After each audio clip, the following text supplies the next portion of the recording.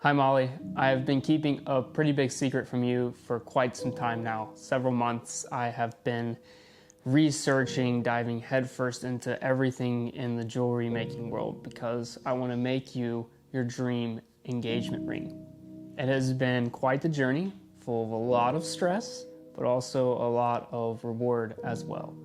I am so thrilled at the idea of us spending the rest of our lives together. It is truly an emotional thought for me. I really have struggled in making this project and doing it just because it means so much to me.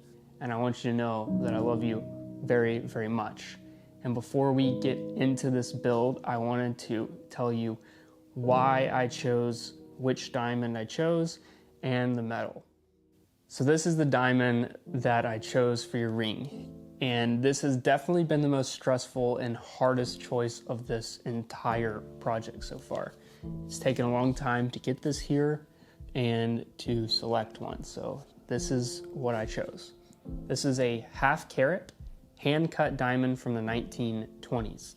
It is a VS2 clarity and a G color. What that means is that it is near flawless. So if you had 10 times zoom looking down on the stone, you still couldn't see any imperfections. It also means that it's very white. There's little to no hint of warmth in the stone. It is a very, very high quality stone. I think this is the best choice, and I'm very happy that I went with this one. It is an unbelievable diamond. It looks amazing. It has so much history. It's just really, really cool. I'm very excited to work with this and for you to see it.